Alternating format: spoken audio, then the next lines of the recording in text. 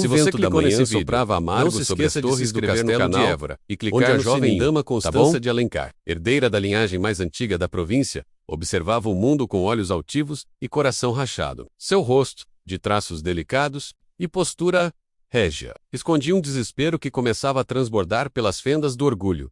Constança era conhecida por sua frieza, não aceitava pretendentes, não tolerava ordens e rejeitava a ideia de que deveria servir a dinastia por meio do casamento. Seu pai, o Duque Anselmo, homem severo e cruel, via nela não uma filha, mas uma moeda de barganha. Porém, nenhuma das alianças propostas vingava menos, ela humilhava barões, desenrava condés, cuspia no chão, após jantares de noivado. Até que veio o escândalo. Numa noite de gala, diante de toda a corte, Constança se recusou a dançar com o príncipe herdeiro. O salão silenciou. E para agrovar, ela se virou para o jovem monarca e disse: "Prefiro dançar com os cães do canil." Risos nervosos explodiram, mas o rei não riu. No dia seguinte, o castelo foi fechado. As carruagens sumiram, e Constança foi chamada à sala vermelha. Lá estavam seu pai, a duquesa madrasta, e o capelão da corte, todos com rostos sombrios. "Você nos condenou", disse o duque. "Nos desonrou perante reis e santos." Ela ergueu o queixo então. "Me castigue como a escrava que desejam que eu seja." O capelão pigarreou. "Que assim seja."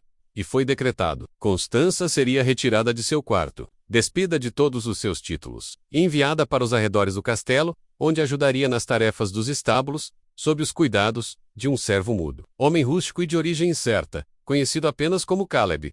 Caleb era um enigma, diziam, que viera de terras do sul, capturado durante guerras esquecidas, negro, alto, com marcas nos pulsos e nos ombros, vestia trapos, mas seus olhos, os olhos, eram de quem já vira reis caírem de joelhos. Ele andava como se tivesse segredos enterrados em cada passo, mas nunca falava, e ninguém ousava ouvi-lo por muito tempo. Quando Constança foi levada até a estrebaria reformada que agora seria seu lar, um silêncio gélido caiu. A carroça parou. Ela desceu, com a face endurecida, os cabelos desalinhados e as mãos trêmulas. Embora ela não deixasse transparecer, Caleb estava lá, esperando, envergado no manto grosseiro. Com os braços cruzados, não a olhou diretamente. Apenas se virou, pegou uma pá e começou a trabalhar. Ela, ofendida, gritou: "Você não se ajoelha? Não percebe quem sou? Nada, imundo!" Ela cuspiu no chão, próximo aos pés dele. Mas ele apenas continuou, limpando o feno como se limpasse séculos de injustiça, com a própria alma e o fim do dia. Constança foi deixada ali, num catre de palha, rodeada por cheiro de cavalo, madeira úmida e silêncio. Seu vestido agora era um trapo, seu anel de família, fora retirado. E a única companhia que teria era aquele homem que não dizia palavra, mas parecia saber tudo. O céu escureceu. A chuva começou. Caleb fechou a porta com um pedaço de couro preso a estacas. Ela encolheu-se no canto, tentando manter a dignidade que já não tinha. Naquela noite, a última imagem que Constança viu, antes de dormir, foi a silhueta dele, ajoelhado junto ao braseiro, acendendo o fogo com mãos calmas, como se fosse o Senhor, de tudo menos de seu nome. E ela, pela primeira vez, não soube quem estava mais preso ali. Ela, ou ele. A madrugada trouxe o frio cortante da serra. Constança acordou com o corpo enrijecido, a cabeça latejando e a alma inflamada. Seus cabelos estavam embaraçados, sua pele sentia falta da seda, da água morna, do perfume. Ao redor, apenas palha, madeira velha e o cheiro animal que impregnava tudo. Ela olhou em volta e não viu ninguém. Caleb não estava no galpão. Por um breve instante pensou em fugir. Levantou-se com dificuldade, tropeçando nas tábuas soltas, e empurrou a porta com força. O vento gelado a acertou no rosto como uma bofetada. O campo se estendia cinzento. Ao fundo, ela viu Caleb carregando um feixe de lenha, com passos firmes e postura serena, como se fosse senhor do tempo. Ela gritou: "Você, traga água quente." Agora ele não respondeu, nem parou. Apenas seguiu até um pequeno abrigo, onde começou a organizar a lenha com precisão meticulosa. Constança, furiosa, correu atrás dele, tropeçando na lama. "Eu sou Constança de Alencar. Você entende isso, selvagem?" Caleb se virou lentamente. Os olhos dele a encontraram pela primeira vez. Escuros, inabaláveis, e então ele abaixou a cabeça, não em reverência, mas como quem decide que aquele momento não merece palavras. Ela perdeu o controle. Pegou um punhado de lama e lançou na direção dele. A terra bateu em seu ombro e escorreu pelo tecido grosseiro. Caleb não reagiu, apenas voltou ao trabalho. Esse silêncio era pior do que qualquer afronta. Durante dias, Constança resistiu a tudo. Recusava-se a comer o caldo ralo, servido no tacho de barro. Escondia a fome, mas as mãos tremiam à noite. Dormia afastada da palha comum, usando a própria capa como cobertor. Certa manhã, ou a ser chamada, por meio de um gesto seco de Caleb menos, para alimentar os animais. Ela cruzou os braços. Prefiro morrer a tocar nessas criaturas nojentas. Ele ficou parado, olhando-a. Depois virou-se e começou a fazer sozinho. Mais uma vez, ela se irritou. Queria gritos, castigos, ameaças. Mas Caleb não oferecia nenhuma reação. Apenas silêncio e serviço bem feito. Na terceira noite, exausta, faminta e molhada pela chuva que se infiltrava no teto, Constança desmoronou num canto e chorou, sozinha. Sem a presença de criados, sem toalhas perfumadas, sem joias. Só ela e a lama. E ele...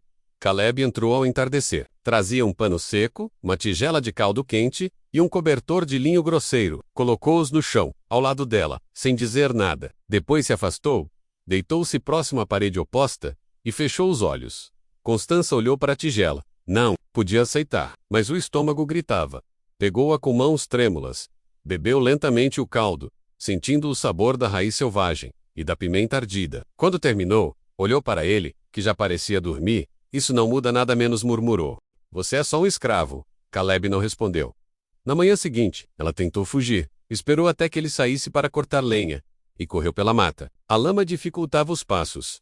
Os espinhos rasgaram sua pele. Por horas, tentou encontrar a trilha para a estrada, mas tudo parecia igual. A floresta era um labirinto antigo, cheio de sons que ela não entendia. Quando caiu, exausta, escorregando por uma encosta, bateu o joelho numa pedra e gritou. Ficou ali, sozinha, até que uma sombra se aproximou. Caleb. Ele a carregou de volta nos braços. Sem dizer palavra. Ela chorava, gritando insultos, esmurrando o peito dele menos. Mas ele não revidava. Seus passos eram firmes, e seus olhos, distantes. Ao chegarem ao galpão, ele limpou os ferimentos dela com folhas e um pano limpo. Depois acendeu o fogo e a deixou sozinha, entregando-lhe mais uma vez o cobertor. Naquela noite, ela dormiu perto dele pela primeira vez, separados por metros, mas dentro do mesmo abrigo, sob o mesmo fogo, e algo dentro dela começou a rachar. Um som quase inaudível. O estalo do orgulho, se fragmentando, mas ainda era ódio, raiva, rebeldia. Ela o odiava por não odiá-la de volta. O sol amanheceu entre névoas, como se o mundo respirasse cautela. Naquele dia, Constança acordou em silêncio. A dor no joelho latejava, e o corpo estava coberto por hematomas e arranhões. Mas algo era diferente. Caleb já estava de pé, cortando lenha do lado de fora, como sempre. Sua presença era constante, sólida como pedra, muda como a noite. Ela ficou ali, sentada, observando. Os movimentos dele tinham uma cadência estranha. Não havia pressa, mas tampouco lentidão. Era como se cada ato fosse medido, consciente, como se ele soubesse o peso do tempo e decidisse não desperdiçá-lo. Pela primeira vez, ela não pensou em gritar, não pensou em fugir. Apenas olhou e se perguntou: quem é esse homem que não se curva, mesmo quando é tratado como nada? Mais tarde, quando ele entrou para deixar um pedaço de pão escuro sobre a mesa de madeira bruta, ela não o insultou, só desviou o olhar. Caleb, como sempre, nada disse, mas deixou a porta entreaberta, um gesto mínimo, um convite silencioso. Na tarde daquele mesmo dia, uma tempestade inesperada caiu sobre as colinas. As telhas do galpão tremiam, e o vento carregava folhas como flechas. Constança se encolheu no canto, coberta pelo velho cobertor. De repente, um trovão ribombou tão alto que ela soltou um grito. Caleb se aproximou. Lentamente, estendeu a mão para fechar a janela quebrada com um pedaço de couro. Quando ela se afastou, acuada, ele apenas colocou algo ao lado dela. Uma pequena tigela de barro com ervas esmagadas. Ela franziu o senho. O que é isso? Silêncio. Ele apenas apontou para o joelho ferido dela. Ela hesitou voime em venor, mas Caleb J. estava de costas, retornando ao seu lugar. Constança cheirou a mistura. Cheiro forte de raízes, folhas amargas e mel. Fez uma careta. E então passou sobre o machucado. Ardeu menos, mas a dor parecia estranhamente familiar. Quase reconfortante naquela noite, ela dormiu sem gritar, sem chorar. Pela primeira vez, sentia o corpo aquecido pelo fogo, o joelho latejando. Menos, e algo mais. Uma presença que não ameaçava, mas também não pedia nada.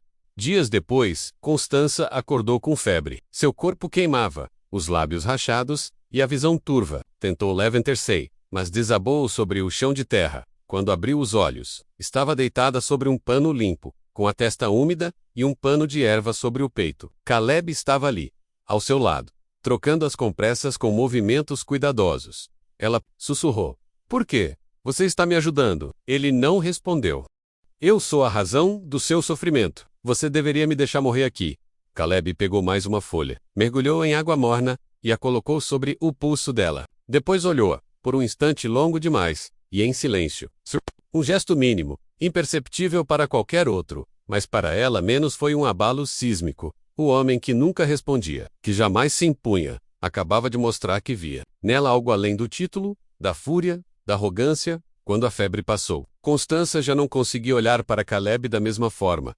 Numa manhã cinzenta, enquanto ele colhia raízes no campo, ela saiu e o observou de longe. Seus olhos seguiam os gestos dele, menos a forma como cuidava da terra, como respeitava os animais, como fazia tudo sem buscar reconhecimento.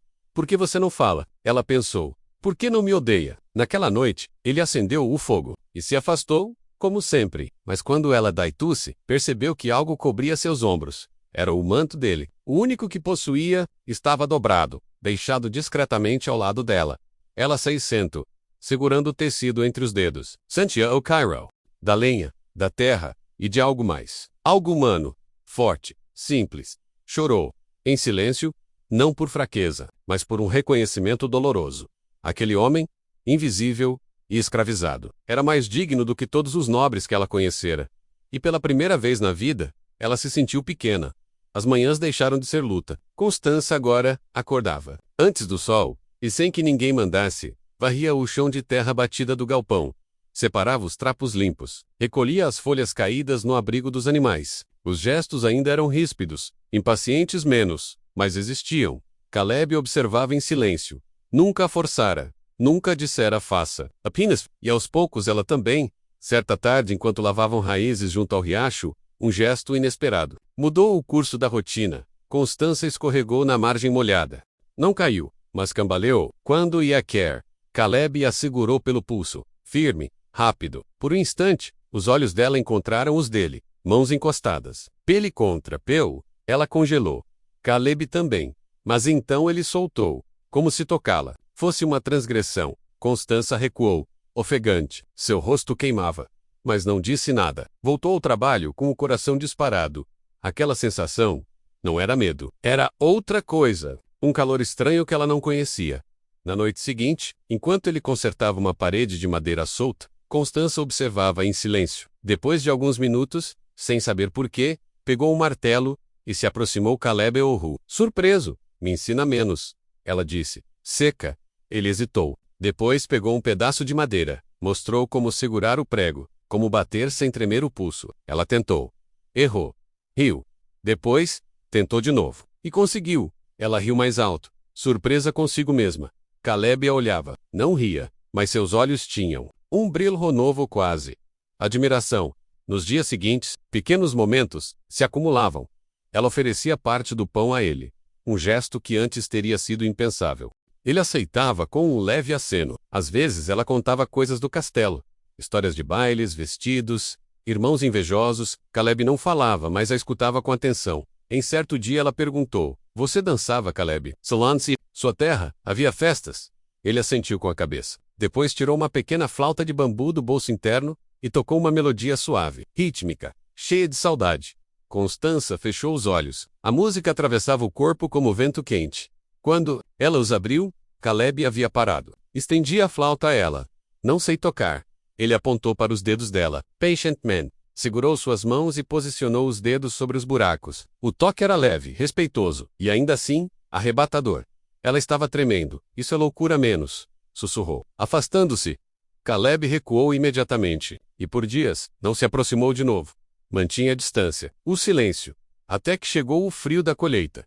Eles estavam lado a lado cortando pala seca. O céu anunciava a chegada das primeiras geadas. Caleb entregou-lhe um tecido para cobrir.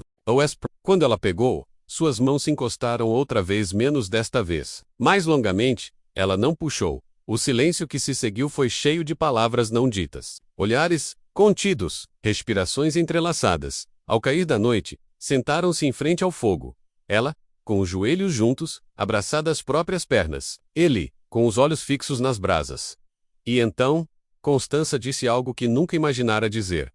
Eu não entendo você. E ainda assim, é com você que me sinto menos prisioneira.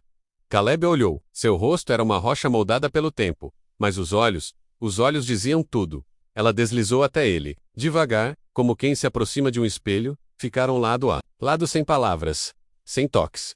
Apenas dois corpos antes inimigos. Agora compartilhando o mesmo calor.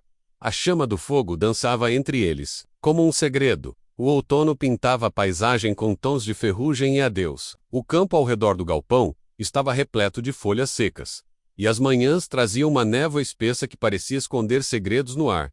Constança e Caleb haviam estabelecido uma convivência muda, mas profunda. Olhares significavam mais do que ordens, silêncios carregavam confissões. Ainda não havia beijos, nem juras menos. Mas o vínculo entre eles já era escândalo suficiente. Se alguém o visse, e alguém viu, naquela manhã, Dama Clarice, prima distante de Constança e visita inesperada, do castelo decidira cavalgar pelos arredores. Curiosa, encontrou o antigo galpão, atraída pela fumaça da chaminé.